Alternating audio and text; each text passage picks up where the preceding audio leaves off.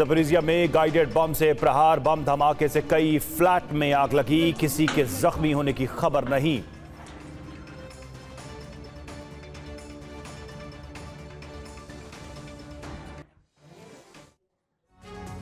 और यूक्रेन में ट्रंप शांति का जो रास्ता खोलना चाहते हैं उसे ज़ेलेंस्की और उनके यूरोपीय सहयोगी बार बार बंद कर रहे हैं।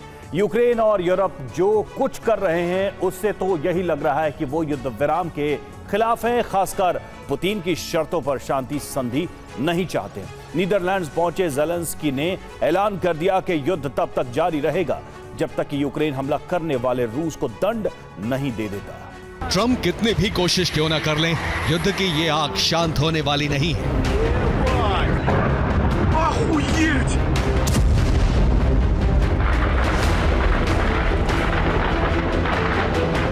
यूक्रेन और यूरोप का जो रुख है वो इस बात का सबूत है कि ट्रंप का दूसरा शांति प्रयास भी विफल होने जा रहा है।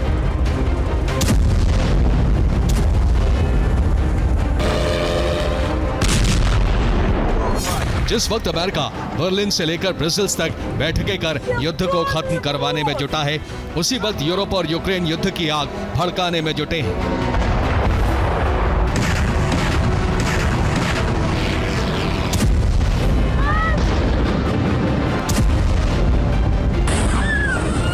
ज़ेलेंस्की यूरोपीय देशों का दौरा कर रहे हैं। यूरोपीय देश यूक्रेन को बारूद सप्लाई कर रहे हैं। इसी बारूद से यूक्रेन रूस की धरती पर जबरदस्त हमले कर रहा है।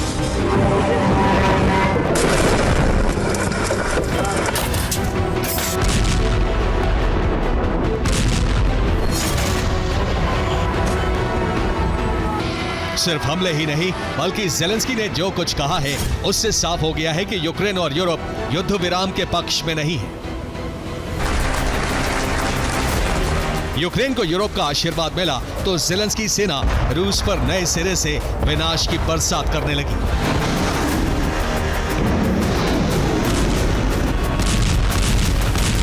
यूक्रेनी फोर्स बीते 72 घंटे से बिना रोके हमले कर रही है। इन हमलों में फ्रंट लाइन से लेकर रूसी शहरों और तेल रिफाइनरियों को टारगेट किया जा रहा है।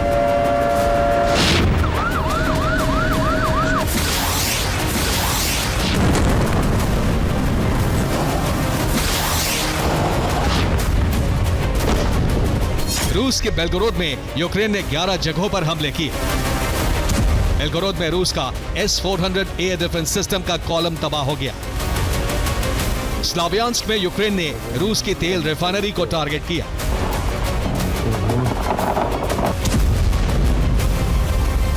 क्रास्नोदर में भी यूक्रेनी हमले की वजह से रिफाइनरी को नुकसान पहुंचा है। कुर्स्क में यूक्रेन ने रूस के हथियार गोदाम को जला दिया। रोस्टोव में सीरियल विस्फोट की वजह से पावर ग्रिड ध्वस्त हो गई।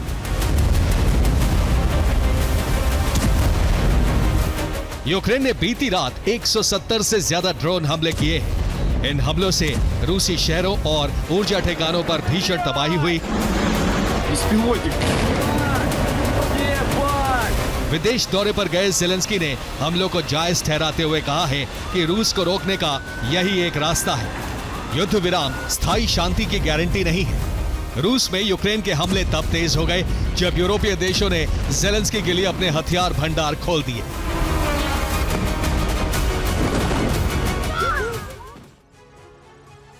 युद्ध नहीं रुकेगा ये बात तब साफ हो गई जब यूरोपीय देशों ने यूक्रेन को हथियारों की सप्लाई तेज कर दी। ब्रिटेन यूक्रेन को 9,642 करोड़ रुपए की सैन्य मदद देगा।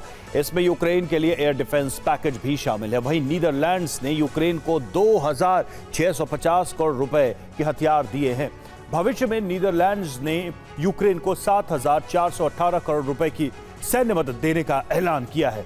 स्वीडन यूक्रेन को 9,584 करोड़ रुपए का हथियार देने जा रहा है। वहीं जर्मनी ने 2 पैट्रियट और 1 IRIS-T यानी कुल 3 नए एयर डिफेंस सिस्टम यूक्रेन पहुंचा दिए हैं। यूरोप की इसी मदद से यूक्रेन के हौसले इतने बुलंद हुए हैं कि उसने रूसी शहरों का संहार करना शुरू कर दिया है। यूक्रेन के हमलों की वजह से रूस के 1 दर्जन प्रांतों में विनाश की बड़ी और भयावह आग भड़की हुई।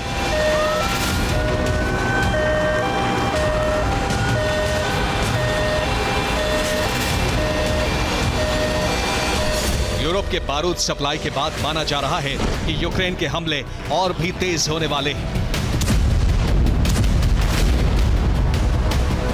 रिपोर्ट के मुताबिक यूक्रेन ने रूस के शहरों में 170 ड्रोन फायर किए। रूसी रक्षा मंत्रालय का दावा है कि रूस के एयर डिफेंस सिस्टम ने यूक्रेन के 94 ड्रोन को हवा में ही तबाह कर दिया। रूस के मुताबिक उसने क्रास्नोदर में 31 ड्रोन इंटरसेप्ट की, रोस्तोव में 22 ड्रोन, वोरोनिश में 10, सारातोव में 8, अजोव सागर में 8, ब्लैक सी में भी 8, वोल्गोग्राद में 4 और ब्रियांस्क में यूक्रेन के 3 ड्रोन को गिरा दिया, यानी कुल 94 ड्रोन। यूक्रेन सिर्फ रूस में ही नहीं बल्कि युद्ध के मैदान में भी तबाही मचा रहा है। पोक्रवस में 24 घंटे के अंदर ही यूक्रेन ने रूस के 400 से ज्यादा सैनिकों को खत्म कर दिया। डोनेस्क में भी यूक्रेनी फोर्स ने रूसी सेना की कॉलम को समाप्त कर दिया।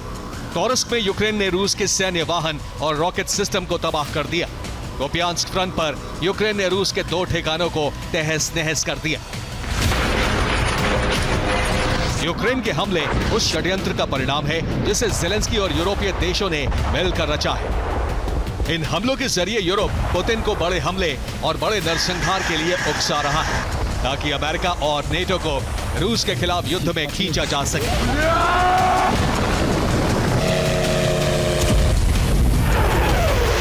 इस षड्यंत्र को क्रेमलिन बखूबी समझता है, इसलिए कोई ऐसा हमला नहीं कर रहा जिससे ये संदेश जाए कि रूस युद्ध विराम नहीं चाहता।